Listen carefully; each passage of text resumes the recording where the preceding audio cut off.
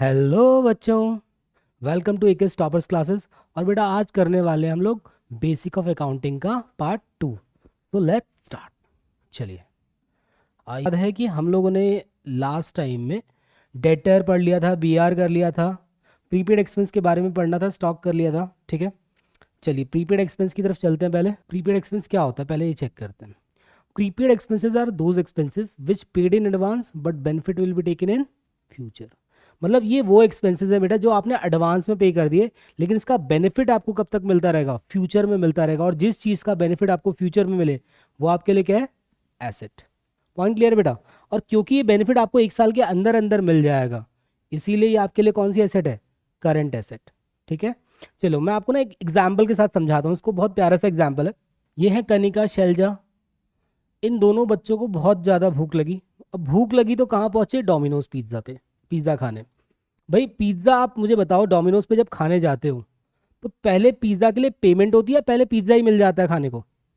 पहले पेमेंट करते हो। तो पहले आपने क्या किया होगा? पेमेंट किया होगा।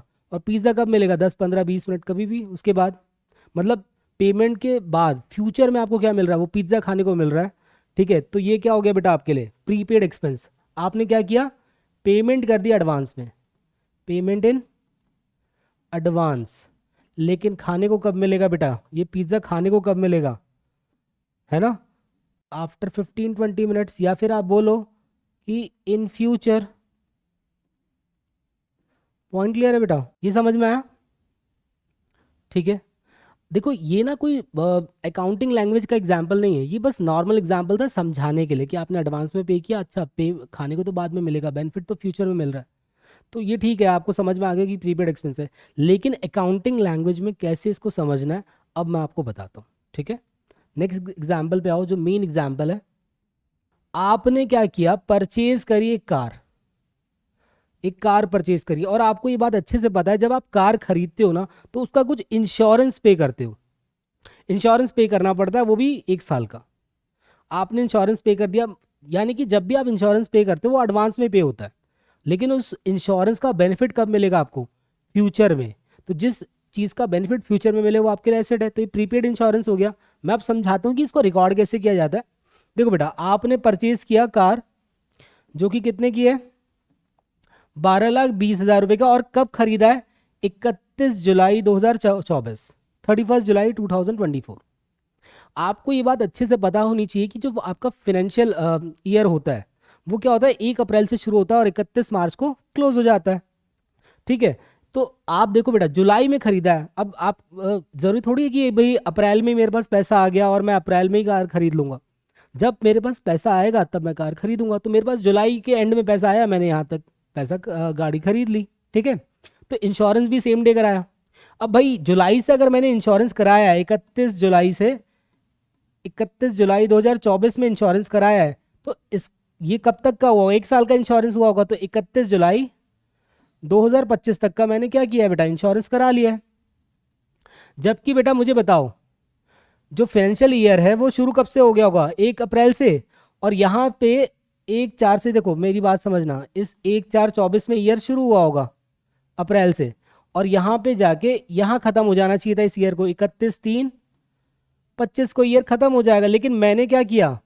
31 जुलाई तक का पेमेंट कर दिया है। मतलब कितने? 4 महीने एक्स्ट्रा पेमेंट कर दिया है मैंने। और जो मैंने पेमेंट अगले साल का इस साल ही कर दिया, एडवांस में पेमेंट कर दिया, वो मेरे लिए क्या हो गया बेटा? Prepaid expense. यहाँ पे इंश्योरेंस पे किया है तो बोलूंगा प्रीपेड इंश्योरेंस। ठीक है, अब देखो चेक करते हैं कि ना प्रीपेड इंश्योरेंस का अमाउंट कितना बना। देखो आप यहाँ पे चेक करो, इंक्लूडिंग इंश्योरेंस प्रीमियम कितना है? 1,20 है। कार में जो 12,20,000 की कार दिख रही है, 1,20 का इंश्योरेंस प्रीमियम है, वो भी 1 साल का। तो लिख लो 1,20,000 का इंश्योरेंस है। आपके लिए प्रीपेड कितना बनेगा 31 मार्च को? आप बैलेंस शीट में कितना दिखाओगे ये लिख लेते हैं। ठीक है, एसेट के तौर पे कितना दिखाओगे? देखो 1,20,000 ये पूरे साल का है, साल में होते हैं 12 महीने।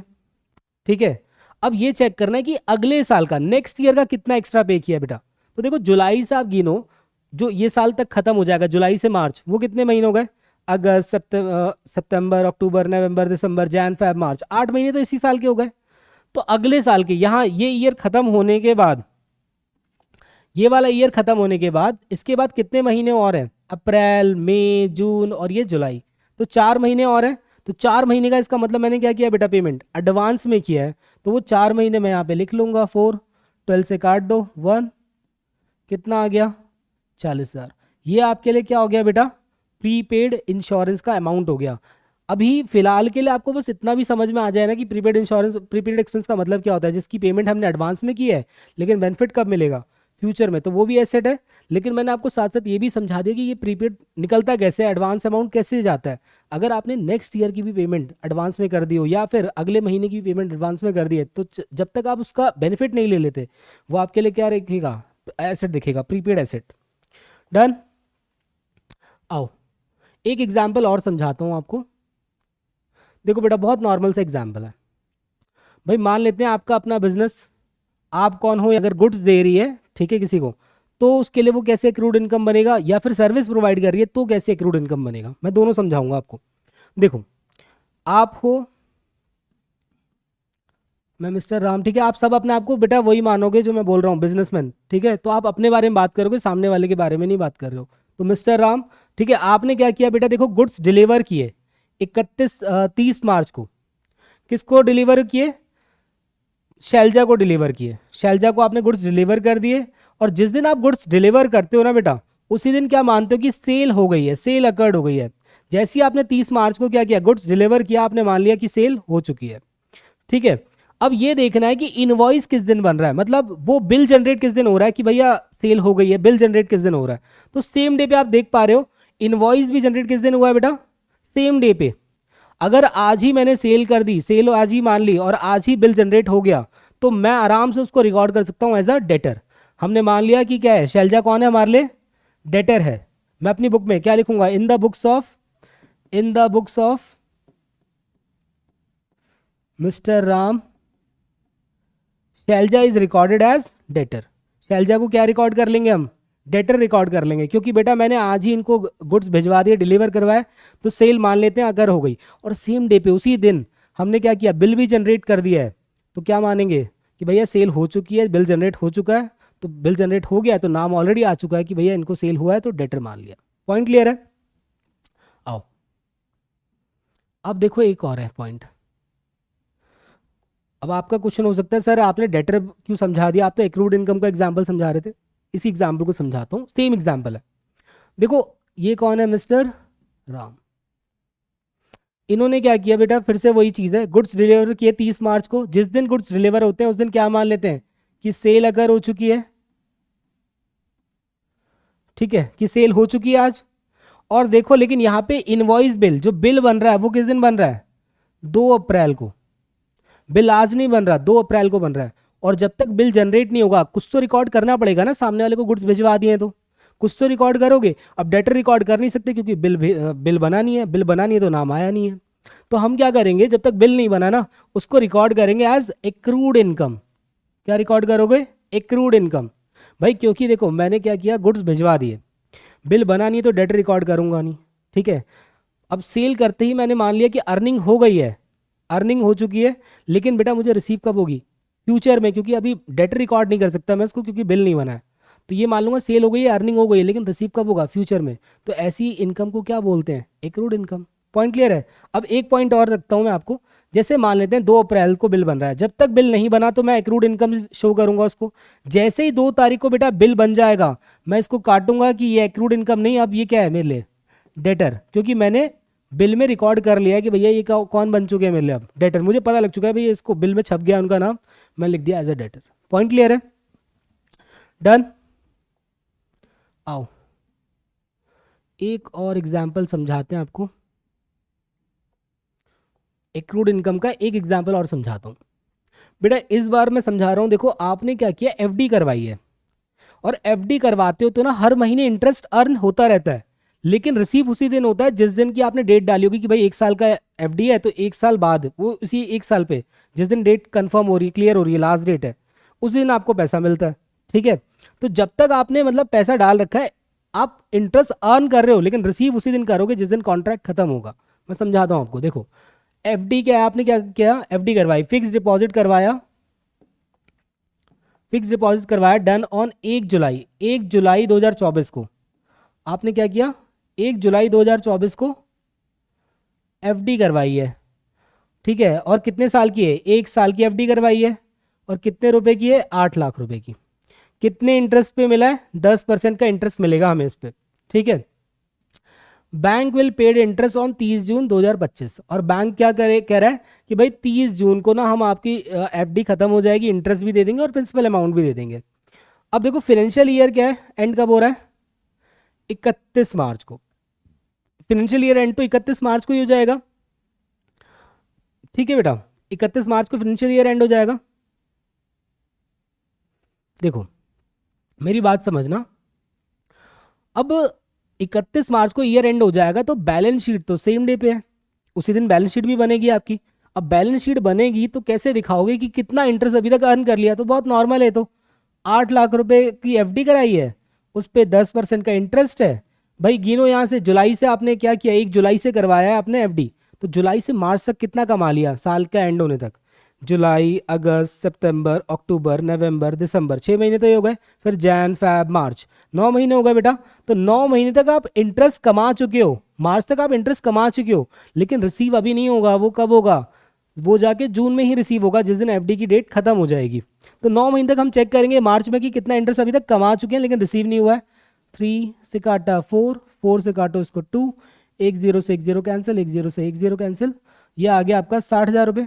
तो आप क्या करोगे, 31 मार्च को क्या दिखाओगे, on 31 March interest earn but not receive yet is accrued interest, वो भी कितना है, वो 60,000। अभी तक आप इतना इंटरेस्ट कमा चुके हो लेकिन बेटा रिसीव अभी नहीं होगा, क्योंकि आपकी पहले सी डेट क्या है, 30 जून को रिसीव होना है वो सारा पैसा, ठीक है।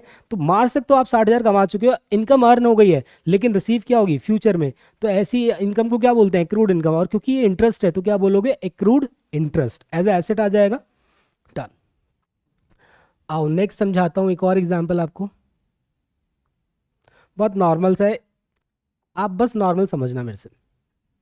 भाई मान लो आप सारे बच्चे मुझसे ट्यूशन पढ़ते हो, ट्यूशन पढ़ते हो तो मैं आपसे ना एडवांस में फीस नहीं लेता हूँ, मैं कहता हूँ 1 महीने बाद दे दिया करना।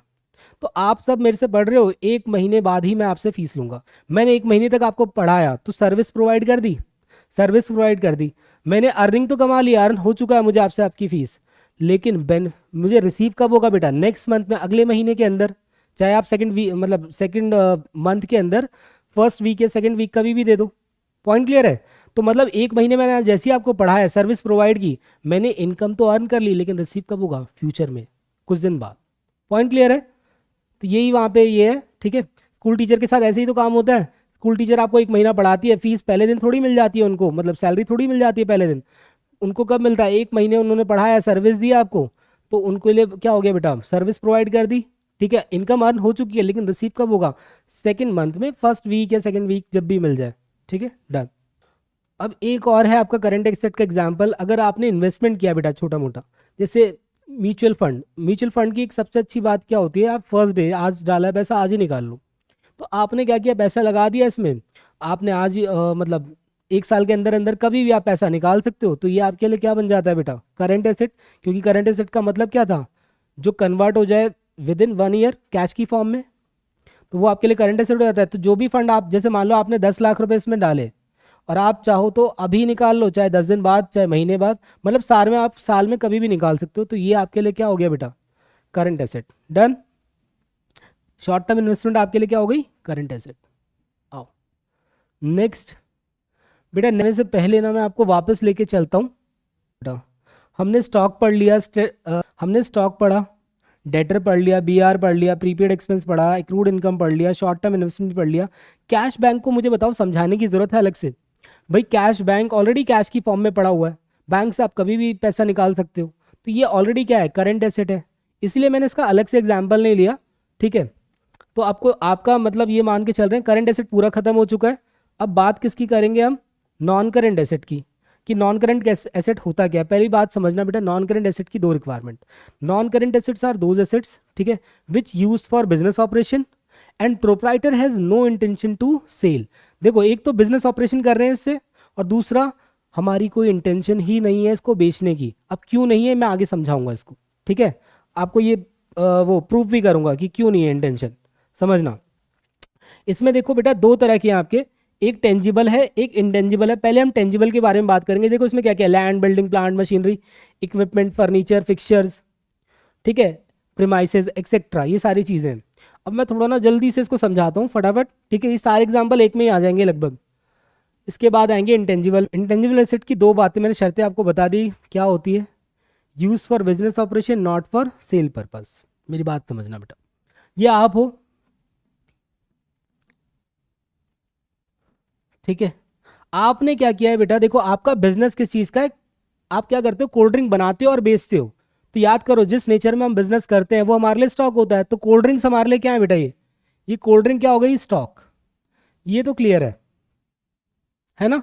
लेकिन मुझे ये पूछना है, ये जो कोल्ड ड्रिंक बन रही है, बन किससे रही है? देख पा रहे हो बेटा, ये मशीनरी से बन रही है, बड़ी बड़ी मशीनरी, प्लांट्स लगे हुए हैं ना, इनसे ये कोल्ड ड्रिंक बन रही है। तो मुझे बताओ, ये जो मशीन खरीदोगी बहुत महंगी महंगी आती है एक तो, मुझे बताओ इस मशीन से आप कोल्ड ड्रिंक बना रहे हो तो बिजनेस ऑपरेशन हो गया, यूज फॉर बिजनेस ऑपरेशन हुई मशीन, ठीक है। अब मुझे बताओ, जिस चीज़ का आप धंधा कर रहे हो, बिजनेस कर रहे हो, स्टॉक मतलब कोल्ड ड्रिंक बेच रहे हो, उसी से पैसा कमा रहे हो, तो मुझे एक बात बताओ, मशीनरी जिस चीज़ से आप बिजनेस बना रहे हो, वो कोल्ड ड्रिंक बना रहे हो, क्या आपके माइंड में कभी आएगा कि भाई इसी मशीन को बेच देता हूँ? आप कोल्ड ड्रिंक बना रहे हो और आपके माइंड में कभी आएगा कि ये एक काम करते हैं, मशीन को ही बेच देते हैं? क्योंकि जैसे ही आपने मशीन बेची, आपका धंधा क्या हो गया? ठप। आपका बिजनेस क्या हो गया? क्लोज। तो कभी आपके माइंड में इंटेंशन ही नहीं आएगा कि भैया ये नॉन करेंट एसेट को बेच दूं। आप क्योंकि उससे क्या कर रहे हो? यूज फॉर बिजनेस ऑपरेशन, उसी से बिजनेस चल रहा है आपका, मतलब सारे बिजनेस ऑपरेशन काम उसी से हो रहे हैं। बस आप क्या करोगे लास्ट में? और हाँ, प्रोप्राइटर क्या करेगा?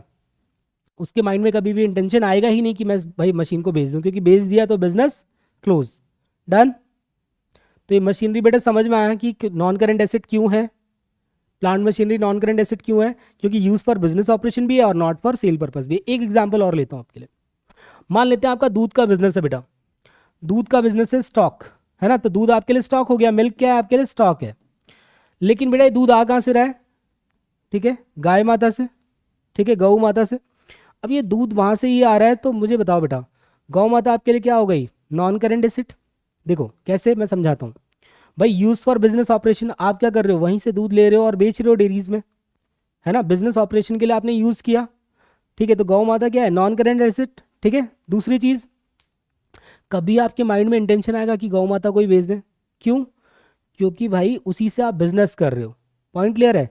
आप जो दूध ला रहे हो वो उन्हीं से ले रहे हो, ठीक है। पॉइंट क्लियर है? तो गाय से ही आपको दूध आ रहा है, तो आप कभी भी, आपके माइंड में इंटेंशन नहीं आएगा कि इस गाय को मैं बेच दूं।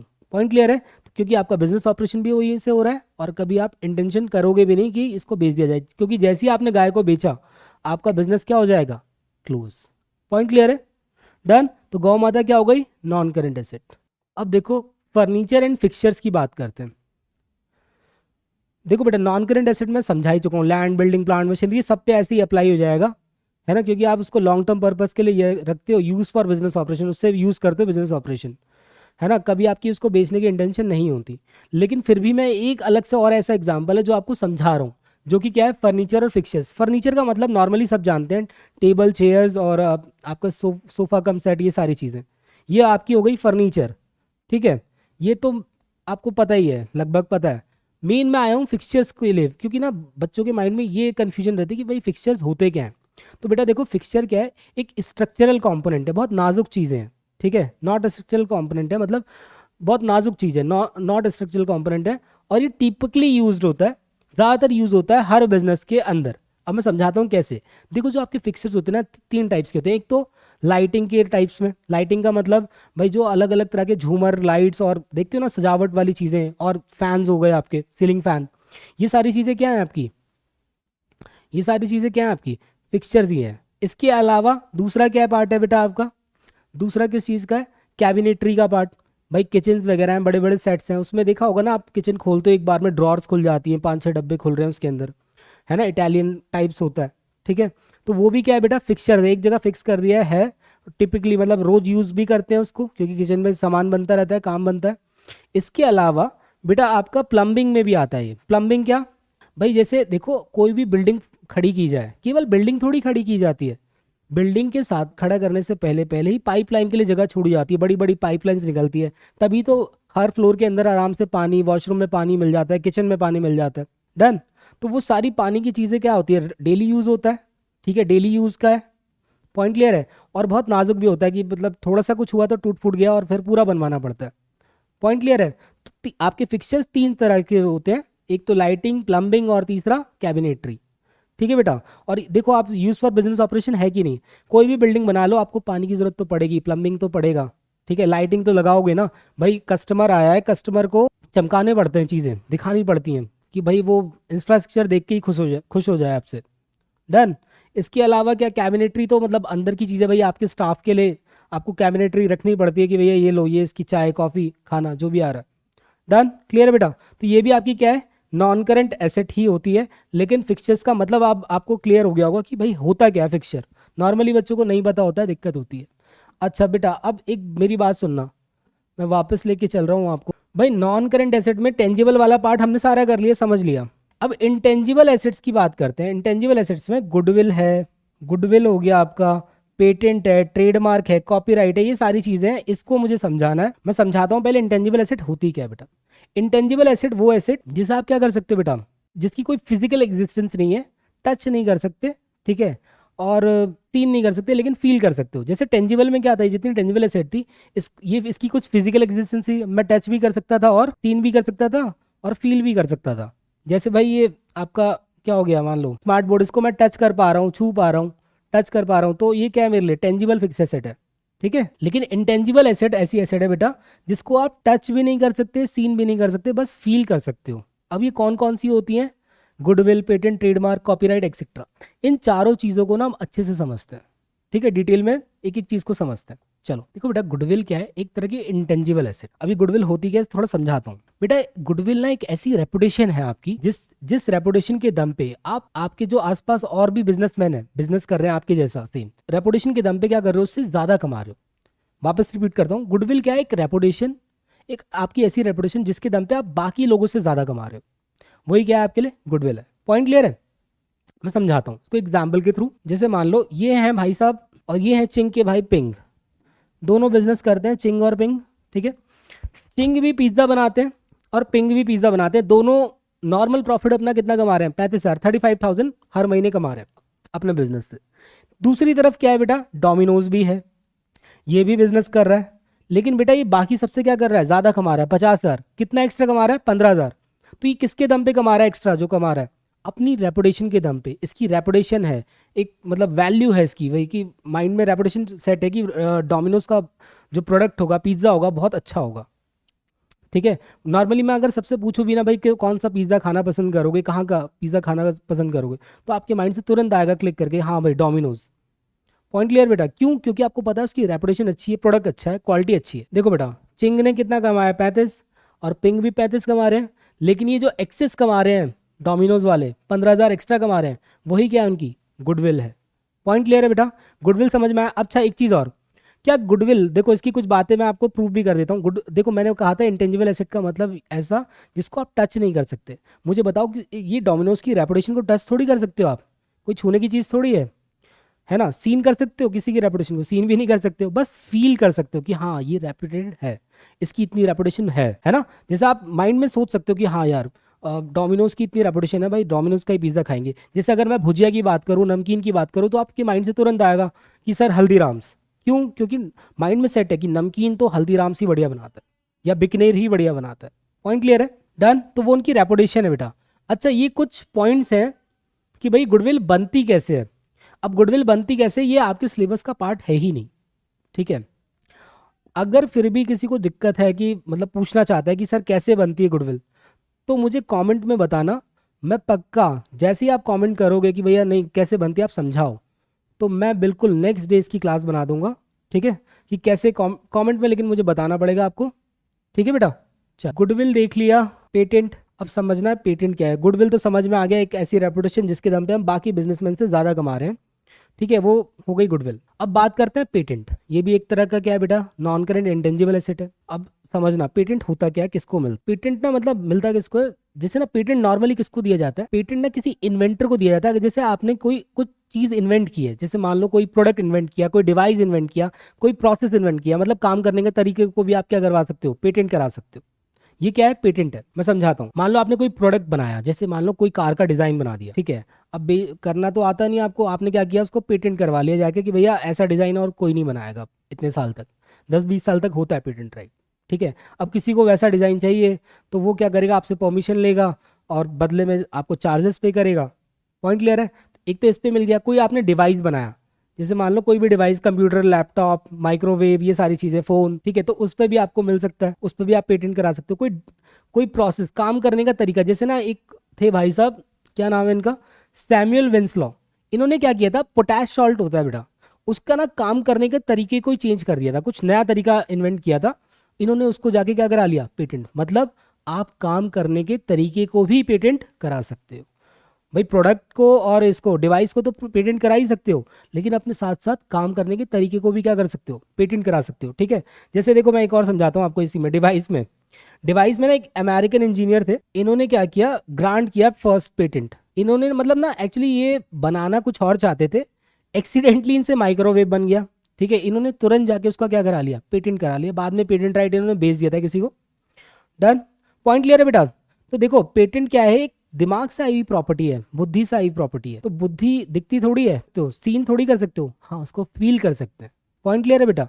तो पेटेंट भी कैसी प्रॉपर्टी है, कोई आपकी इनटेंजिबल एसेट। ट्रेडमार्क क्या होता है पहले समझना बेटा। ट्रेडमार्क मतलब एक ऐसा सिंबल, एक ऐसा डिजाइन जो कंपनी अपने प्रोडक्ट पर लगाती है, और उसके अलावा, उस कंपनी के अलावा दूसरी कंपनी उस डिजाइन या सिंबल को नहीं यूज कर सकती। अगर ऐसा कुछ होता है तो आप उस पर क्या करोगे, ट्रेडमार्क थोप दोगे, पैसा ले लोगे उनसे, ठीक है। इसके अलावा ट्रेडमार्क आपकी हेल्प करता है कि आपका प्रोडक्ट बाकी कंपनी, जो सिमिलर कंपनी है आपकी जैसी, जो आपके जैसा प्रोडक्ट बना रही है, उनके प्रोडक्ट से आपका प्रोडक्ट क्या दिखे, डिफर दिखे, दूसरा दिखे, डिफरेंट दिखे। जैसे मान लो एक है कोक, एक है पेप्सी, अगर मैं एक एक ग्लास में आपको ला के दे दूं तो आप टेस्ट करके भी नहीं बता पाओगे कि कोक कौन सा और पेप्सी कौन सा। वैसे ही लगता है दोनों है तो काली रंग की वो ड्रिंक। पॉइंट क्लियर है। लेकिन देखो दोनों ने अपने अपने ब्रांड्स पे क्या लगाया हुआ है। कोका कोला का क्या है, कोका कोला पूरा पूरा लिखा हुआ है। पेप्सी कंपनी क्या है, पेप्सी को की है, पेप्सी को पूरा पेप्सी लिखा हुआ है, जिससे दोनों ही प्रोडक्ट क्या दिख रहे हैं, अलग अलग दिख रहे हैं। ये क्या है, एक तरह का ट्रेडमार्क है। पॉइंट क्लियर है। अब बात करते हैं, ये तो समझ में आ गया ट्रेडमार्क होता क्या है। ट्रेडमार्क लगता किन चीजों पे है, जैसे मान लेते हैं बेटा आपने एक प्रोडक्ट बनाया, अब प्रोडक्ट बनाया तो उसका कुछ नाम रखा ना, नाम रखा तो क्या बोलोगे उसको, उस पे आपने नाम रख लिया। मान लो जैसे कोका कोला है, कोका कोला ने अपना प्रोडक्ट बनाया, नाम रख दिया कोका कोला। उसने सोचा भाई कोई और कॉपी ना कर ले, कोई और मतलब इसको ना ले ले, नाम लिख ले। उसने तुरंत जाके क्या ले लिया, वर्ड मार्क करा लिया, वर्ड पे मार्क करवा दिया। ये भी ट्रेडमार्क के अंदर ही आता है, वर्ड मार्क करा दिया। पॉइंट क्लियर है। इसके अलावा भाई उनको लगा नहीं नहीं नाम तो हो गया, चलो एक सिंबल भी बना लेते हैं, डिजाइन बना लेते हैं। जैसे देखो ये रहा लोगो है, ये कोका कोला का लोगो हो गया, फोर्ड का है, कार आती है एक फोर्ड, गूगल का, एप्पल का, ठीक है, ये नाइक का हो गया, ये मैकडी का हो गया, ठीक है। इस तरीके के लोगो हैं आपके, तो ये भी कोई और नहीं कर सकता। तो देखो पहला वर्ड मार्क हो गया, फिर आपने लोगो बनाया। इसके बाद मान लो आपने कोई स्लोगन लिख दिया कि स्लोगन को कोई कॉपी ना कर सके, क्योंकि स्लोगन से भी माल बिक जाता है। स्लोगन कैसा सर, देखो जैसे मैकडी का है ना, I am love in it, तो कोई और इसको यूज नहीं कर सकता, ठीक है। जैसे कोक का है, ओपन हैप्पीनेस। नाइक का भी है क्या है, जस्ट डू इट, डन। तो नाइक का भी है। इसके अलावा आपने कोई शेप है, आपकी प्रोडक्ट की जो शेप है, आप उसको भी जाके क्या करा सकते हो, ट्रेडमार्क करा सकते हो भाई। कि इस जैसे मान लो ये बॉटल है, ये आपने अपना प्रोडक्ट बनाया कि इस शेप को जाके आपने क्या करा लिया, ट्रेडमार्क करा लिया। अब कोई और इतने शेप का तो नहीं बनाएगा, इसी सेम शेप का। पॉइंट क्लियर है। इसके अलावा आपने कोई भाई साउंड पे, आपने कोई साउंड निकाला अपने प्रोडक्ट के लिए, ठीक है, उस साउंड पे भी ट्रेडमार्क करा सकते हो। अब साउंड कैसा, जैसे मैं आपको समझाता हूँ। एक देखा होगा साउंड आपने,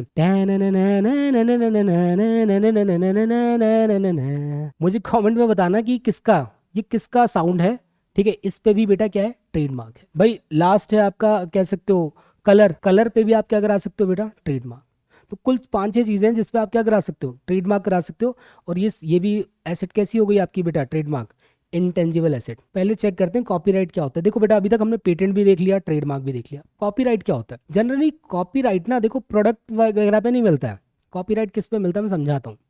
जैसे मान लो आप हो कोई क्रिएटर, आपने किया कुछ क्रिएट, ये किसी क्रिएटर को मिलता है कुछ क्रिएट करने पे, उसके कह सकते हो जो उसका रियल वर्क है, ओरिजिनल वर्क है, उसको प्रोटेक्ट करने के लिए दिया जाता है कॉपीराइट, ठीक है। कॉपीराइट का मतलब मान लो मैं हूँ एक क्रिएटर और मैंने कुछ नया क्रिएट किया, ठीक है, तो मेरे उस ओरिजिनल वर्क को क्रिएट करने के लिए जो मैं राइट लूंगा उसको बोला जाता है कॉपीराइट। अब जनरली कॉपीराइट दिया किन चीज़ों पे जाता है, एक तो लिटरेसी, लिटरेसी वर्क किया हो कोई मैंने, कोई आर्टिस्टिक वर्क हो, कोई ड्रामेटिक वर्क हो। अब सर ये लिटरेसी वर्क क्या होता है, मैं समझाता हूँ बेटा। लिटरेसी वर्क का मतलब ऐसा वर्क, ठीक है, जैसे मान लो आपने कोई पोयम लिखी है, कोई स्टोरी लिखी है, कोई नॉवेल लिखी है, कोई कंप्यूटर सॉफ्टवेयर का प्रोग्राम बना हो, मतलब कोई वेबसाइट बनाई है, कोई इसके अलावा सॉन्ग लिरिक्स हों आपके, ठीक है, सॉन्ग के लिरिक्स हों, इनको आप क्या करा सकते हो, कॉपीराइट करा सकते हो। ये सारे किस में आ गए बेटा, आपके क्या कह सकते हो, लिटरेसी वर्क में। जैसे बुक हो गई, नॉवेल्स, पोयम, ये सारी चीज़ किस में है, सॉन्ग लिरिक्स, कंप्यूटर प्रोग्राम, ये सारे किस में आ गए आपके लिटरेसी वर्क में। इसके अलावा होता है आपका आर्टिस्टिक वर्क। अब ये आर्टिस्टिक वर्क का मतलब मैं समझाता हूँ आपको क्या होता है। देखो, आर्टिस्टिक का वर्क का मतलब जैसे आपने कोई ड्राइंग बनाई, कोई पेंटिंग की, कोई स्कल्पचर बनाया, कोई मैप बनाया, ठीक है, दोनों में अंतर है बेटा। देखो, ड्राइंग में और उसमें अंतर है। ड्राइंग का मतलब आपने कोई केवल पेंसिल से करके ड्रॉ कर दिया, वो ड्राइंग हो गई। पेंटिंग का मतलब आपने कलर्स वगैरह यूज़ किए। स्कल्पचर मतलब आपने कोई मूर्ति बनाई ऐसी, ठीक है, कोई मैप बनाया, तो आप उस पर क्या ले सकते हो, कॉपीराइट। ये आर्टिस्टिक वर्क में आता है। इसके अलावा अगर आपने कोई ड्रामेटिक वर्क किया, मतलब सॉन्ग, सिंगिंग, आपका कोरियोग्राफी, डांस, मतलब डांस करते हुए कोरियोग्राफी आपकी हुई हो, उस पर आप कॉपीराइट ले सकते हो। मतलब इसका मतलब ये नहीं है कि आपने कुछ भी ऐसे से डांस कर दिया और कॉपीराइट ले लिया। उसके लिए प्रॉपर रिकॉर्ड होना चाहिए, ठीक से होना चाहिए, उसके बाद आप कॉपीराइट लेते हो। इसके अलावा भाई और भी कई चीज़ें हैं, देखो मैं समझाता हूँ आपको। जैसे कोई मूवी है, कोई डॉक्यूमेंट्री है, इस पे भी आप क्या ले सकते हो, कॉपीराइट। अब ये मूवी डॉक्यूमेंट्री क्या है, मैं समझाता हूँ बेटा। मूवी का मतलब जो पिक्चरें बनती हैं, उन्होंने अपने उस पर लगा लिया है कि भैया ऐसी मूवी कोई और नहीं बनाएगा सेम पिक्चर। डॉक्यूमेंट्री का मतलब होता है, मूवी नहीं होता है। डॉक्यूमेंट्री का मतलब है कि भाई रियल लाइफ के बारे में दिखा रहे हैं। मतलब जैसे आपका क्वेश्चन हो सकता है ना कि वो सर वो जो धोनी वाली पिक्चर आई थी वो भी तो डॉक्यूमेंट्री होनी चाहिए। वो डॉक्यूमेंट्री नहीं है बेटा, कम ज्यादा करके दिखाया गया होगा, ठीक है। डॉक्यूमेंट्री मतलब किसी की पूरी लाइफ को वैसा का वैसा ही दिखा रहे हैं, जैसे कि ये लास्ट लॉयन। डन। इसके अलावा क्या है, स्क्रीन प्ले, कोई स्क्रिप्ट लिखी है, उसमें बताया गया है कि भैया कैसे आपको एक्टिंग करनी है, किस तरीके से इसके मूवी के स्क्रीनशॉट चलेंगे, स्क्रीन प्ले किया जाएगा, ठीक है। तो इस पे भी क्या होता है, कॉपीराइट होता है। कोरियोग्राफी, डांस तो मैं आपको समझा ही दिया है। तो ये सारी चीज़ों पे क्या लगता है, कॉपीराइट। पॉइंट क्लियर हुआ बेटा। अभी तक हमने पेटेंट पढ़ा, ट्रेडमार्क पढ़ा, कॉपीराइट पढ़ा। हो सकता है माइंड में मिक्स हो गया हो कि भैया ट्रेडमार्क क्या है क्या है ना, पेटेंट क्या है। मैं मिक्स नहीं होने दूंगा, मैं अभी आपको समझाता हूँ। आओ अपने एक एग्जाम्पल से समझाता हूँ कि क्या क्या होगा और कैसे होगा। ये अपना एक प्रोडक्ट है, पिछला नाम रख दिया मैंने, कोई प्रोडक्ट है नहीं, बस एग्जाम्पल के तौर पर समझा रहा हूँ। पिछला नाम का एक प्रोडक्ट बनाया, उसका एक फॉर्मूला है, ठीक है। ये अब ये बनाया जैसे ही बेटा मैंने इस पे क्या ले लिया, पेटेंट, क्योंकि मैंने देखो इन्वेंट किया ना, प्रोडक्ट इन्वेंट किया, उसका फॉर्मूला इन्वेंट किया, तो मैंने ले लिया उस पे क्या, पेटेंट। जो इन्वेंशन करते हैं उस पर क्या मिल जाता है, पेटेंट। अब जैसे ही मैंने पेटेंट कराया ना, मैंने सोचा इसका नाम क्या होगा, पिछला। पिछला नाम रखते ही मुझे समझ में आ गया कोई और इसको क्या कर सकता है, यूज कर सकता है। तो मैंने इसका क्या करा लिया बेटा, वर्ड मार्क करा लिया पिछला के नाम से, ठीक है। फिर मैंने कोई स्लोगन, लोगो बना दिया, जैसे लोगो है ऐसा पी का करके बना दिया मैंने। अब ऐसा पी कोई और नहीं प्रोडक्ट पे यूज करेगा। इसके अलावा मैंने कोई स्लोगन लिख दिया, जैसे मैंने इसमें डाला है पिलाएंगे ऐसा, कूड़े में नहीं जाएगा पैसा, ठीक है। तो अब ये क्या, स्लोगन भी कोई और यूज नहीं कर सकता, क्योंकि मैंने क्या करा दिया, इस पे ट्रेडमार्क करा दिया है। इसके अलावा भाई शेप पे, मैंने बॉटल की शेप पे भी क्या क्या करा दिया, ट्रेडमार्क करा दिया। इसके अलावा भाई कोई साउंड बना दिया, पिछला का कोई साउंड बना दिया, कोई भी तरह का साउंड बना दिया और उस पे भी क्या करा दिया, ट्रेडमार्क करा दिया। अब वो साउंड भी कोई यूज नहीं करेगा। कलर पे करा दिया कि भाई ऐसे कलर का कुछ नहीं बनाओगे आप, बॉटल या ढक्कन जो भी कोल्ड ड्रिंक होगा, ठीक है। पॉइंट क्लियर है बेटा। तो ये सब पे ट्रेडमार्क। अब आपका क्वेश्चन हो सकता है सर आपने कॉपीराइट तो डाला ही नहीं।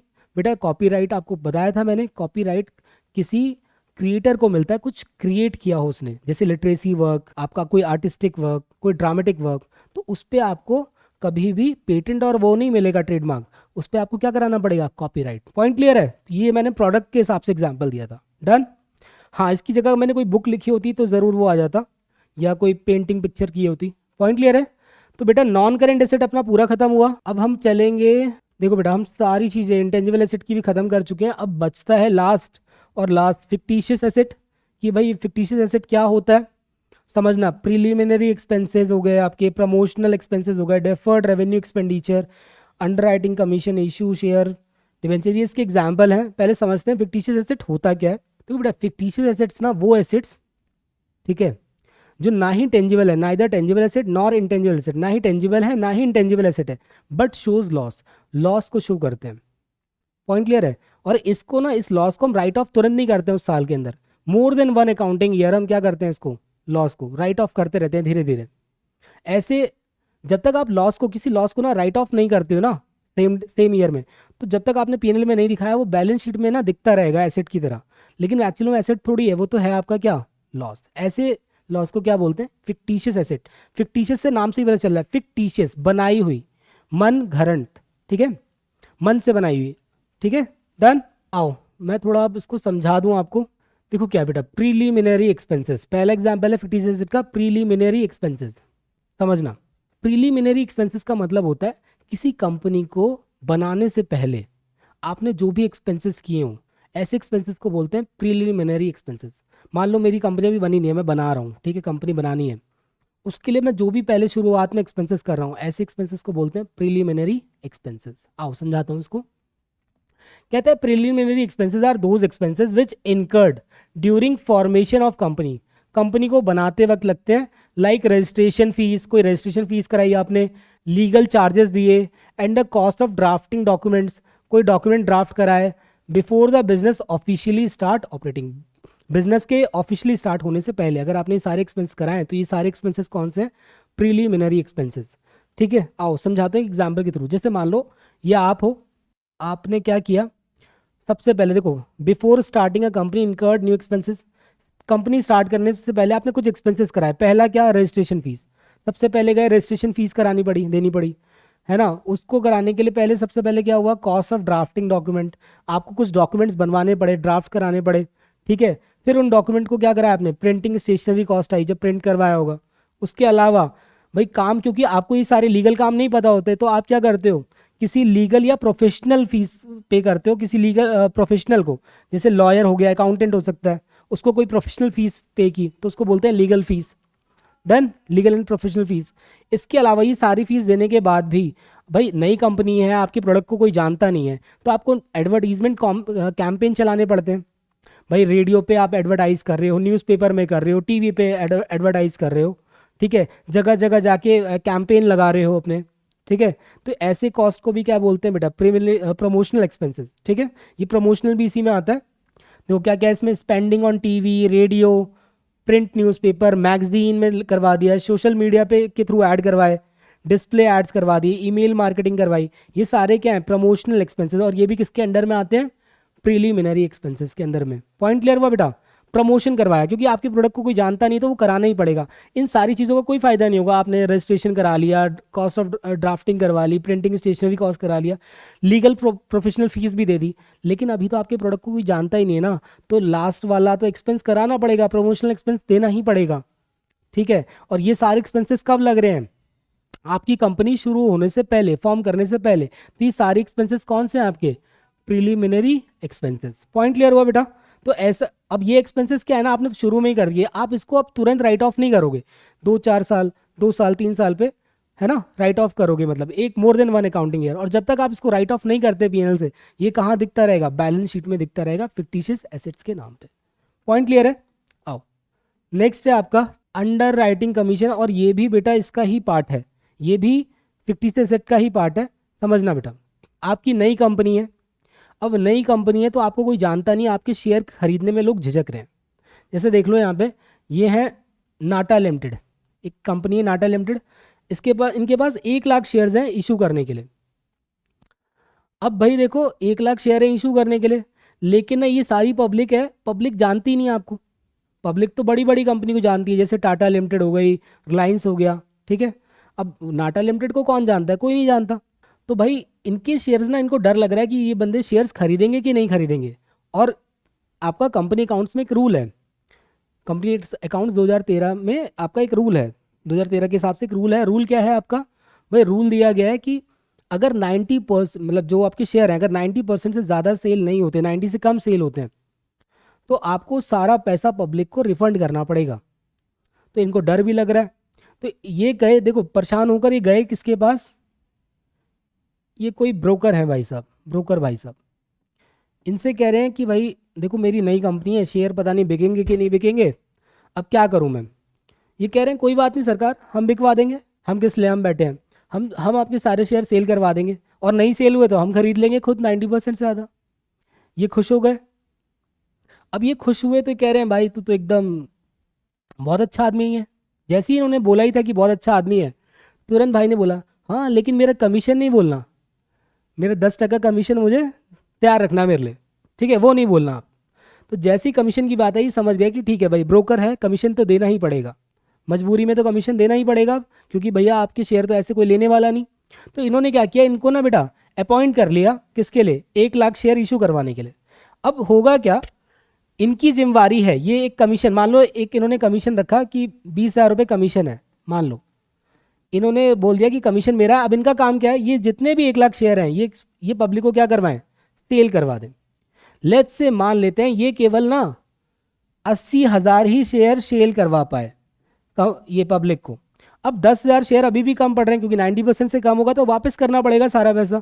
तो भाई 10,000 शेयर क्या करेंगे, ये खुद लेंगे, 10,000 शेयर इनको खुद खरीदना पड़ेगा, ठीक है। और जितना पैसा होगा उस 10,000 शेयर का वो देना पड़ेगा, क्योंकि कमीशन ले चुके हैं, उसी काम के लिए कमीशन लिया गया है।